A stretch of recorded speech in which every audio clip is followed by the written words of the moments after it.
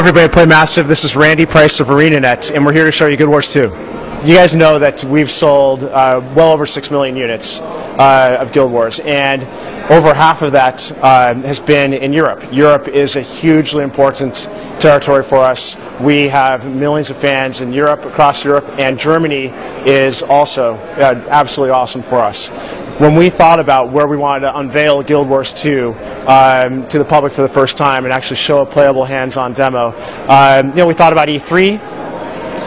It's a great show, but it's press and business only. Gamescom, the perfect balance of everything we want. Awesome press, awesome partners of ours. Also, millions of our fans are able to come here and enjoy, and have been here with the European side of our business is really exciting for us.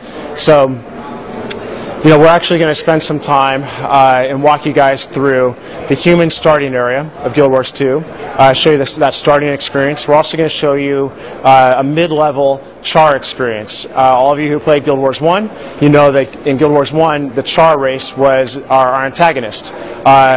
This guy's killed millions of char in his life. I've killed thousands of char, and from our standpoint, part of the lore of Guild Wars 2 really ties into why you're able to play the Char and why you're able to play actually 5 races in Guild Wars 2. So also you're able to play Norn, Asura, and Sylvari. You also probably know that 250 years have now passed since Guild Wars 1, the events of Guild Wars 1 to Guild Wars 2. And what's happened in the world is that the Elder Dragons have awoken, and they've actually devastated the land. They've actually caused continental shifts such that cities have come out of the water. Different areas of the land have been branded and scourged by them. So the story of Guild Wars 2 is about how the 5 races have to come together. They have to come together to be able to combat the Elder Dragons. And you, the player, play an integral role in this. You play the role of a hero, and you create your personal story, which helps to help forge an alliance between the 5 races to be able to combat the dragons. So we're actually going to, I want you guys to understand how we have stepped back from kind of everything that you know about MMORPGs and really thought about, and what we try to do at ArenaNet is to innovate. And with Guild Wars 2, there's kind of 3 main components I really want you to be looking out for when we go through the demo. It's the things that we really think are the innovations that are going to take Guild Wars 2 and enable us to be able to present to you the best MMORPG that you've ever played.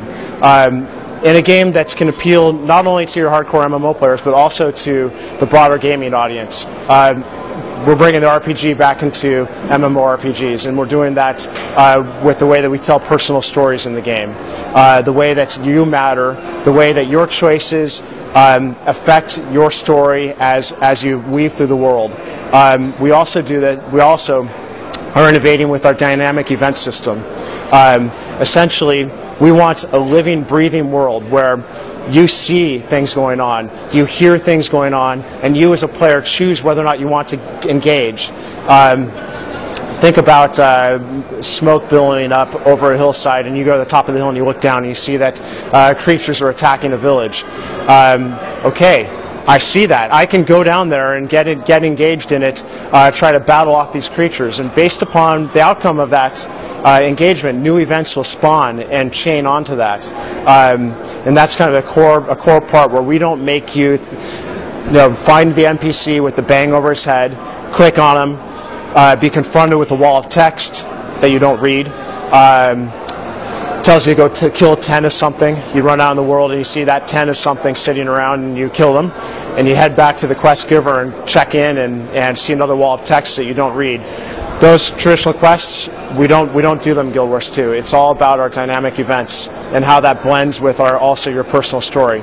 The third component for us is combat, making combat a visceral experience, making it visually compelling, making it something that you as a player control and engage in dramatically. And so we'll really, when Eric walks through a lot more human, and we're going to start to see some of these elements as we move here. So we're going to play a human female. And one of the first questions, we got to choose our profession. In Guild Wars 2, we have 8 different professions, 4 of which we've already announced. So we have Warrior, Ranger, Necromancer, and Elementalist. Today for the demo, we're choosing Elementalist. We have extensive character customization in the game. Extensive. We could take half an hour showing it to you, so for purposes of this demo, we want to concentrate on some other things, so we've randomized who your character is at this point. Okay, this is kind of the cool part of character creation, is now we're going to enter into a series of questions that really start to form the foundation of who you are. It's your personal biography. We're going to choose some answers to questions that will actually impact the story, your story, as you adventure through the world. So the first question actually has to do with a visual part of your character. The second is choosing a starting disposition of your character and whether or not you're charming, dignified, or ferocious. And as you also adventure in the world, you're going to be confronted with a number of choices and decisions that are going to impact your personality and help craft who you are as a player. And that will actually have impacts on how NPCs interact with you and the sorts of ways that you would interact with your personal story. So Matthew here has chosen charming, as we know he's very charming.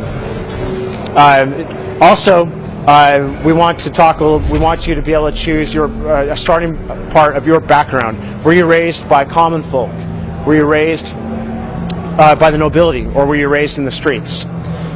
This actually has a direct impact even as soon as the opening cinematic that we will play for your human experience. It has further-reaching impacts in the world. Like a couple of other questions that Matthew's going to walk through here, they have further-reaching impacts in the world as you adventure and as we tell your story.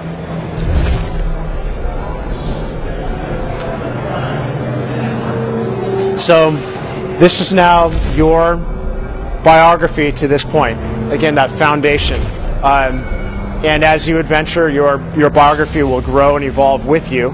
The cool thing is that, if you were to compare your biography with another player, once you've adventured through the game a bit, they're going to be drastically different. And there is just many avenues and branches that can come off that you can experience through the game. So now we're going to actually click through and we're going to have the opening cinematic for Guild Wars 2 for a human race.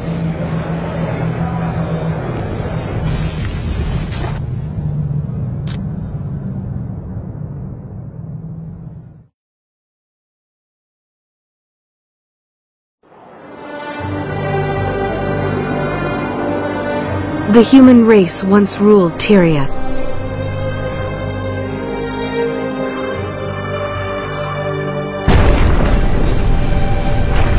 Now, we struggle to hold our ground. We've been defeated, driven back, and broken. But we will not surrender. So many nations have fallen.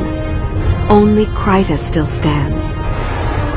Our faith is strong, despite This is actually going to transition into showing you a customized part of the cinematic based upon your biography and what you've previously chosen. We'll make our stand in Divinity's reach.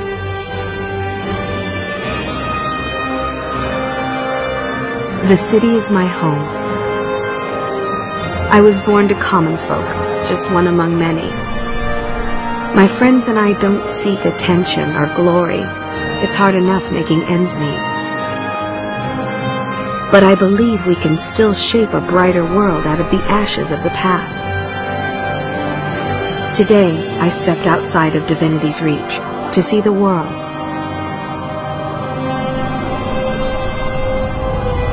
But when I arrived in Shaymore, the town was under siege by centaurs. Innocent villagers are in danger. Someone has to help. We can't go on living our lives in fear. I have to fight. I have to make a stand. This is my story. We're going to move into the game world. I'm going to hand it off to Eric. Before I do that, I want to say one more thing about our art style. we have over 70 artists at ArenaNet, and they take immense pride in how visually compelling Guild Wars 2 and our art is. You see in the opening cinematic, and you'll see as within the world, our art is about having a painterly, handcrafted style to all of it. You can even see in the UI the painterly feel to it. You see in the cinematic that you see a lot of our concept art that is interwoven, 2D concept art interwoven with our 3D models. A lot of our concept art that is interwoven, 2D concept art interwoven with our 3D models. Eric is going to show you a number of vistas in the game that are truly unbelievable and show the detail that our artists put into everything that we create in the game. So now I'll turn it over to Eric to walk us through the gameplay. Thanks, Randy. So here we have our tutorial experience. One of the things that we wanted to accomplish with our tutorial is to put players in immediately exciting and sort of dangerous situation. So you notice we're continuing our personal story. You can tell when we're continuing our personal story by the presence of that green starburst. We can protect you at the end.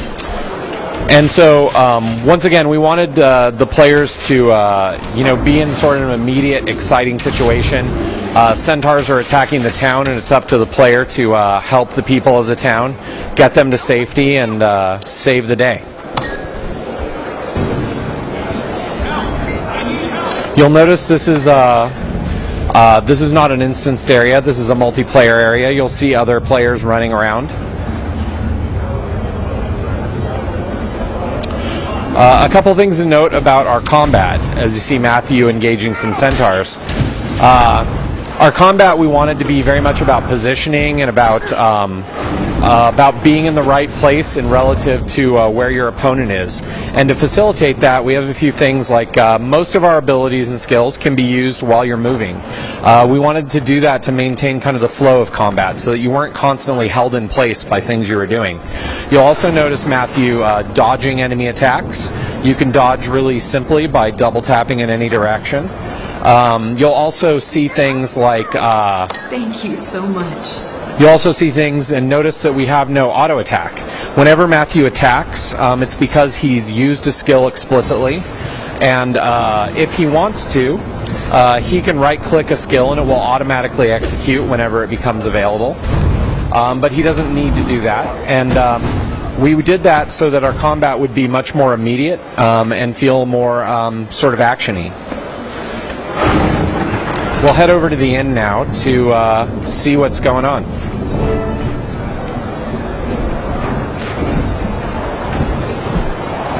Stay calm, stay alert. You must be the lifesaver everyone's talking about. Whoever you are, thanks for sending those villagers here. We'll keep them safe.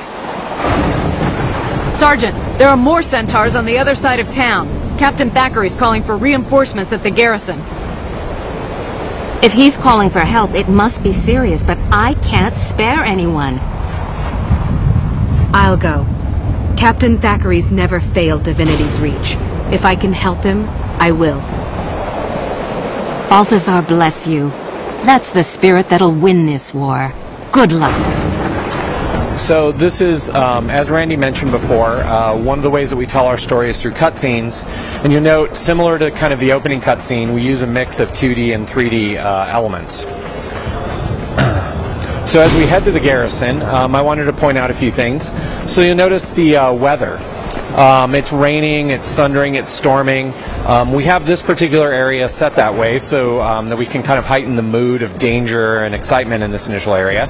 But once you get out into the open world, you'll see weather effects that change. You'll see events that affect weather. For example, in one area there's an event that kicks off a giant blizzard. Things like that. You'll also notice we have a night and day cycle in the game. Centaurs are in the garrison. That also affects what events are available.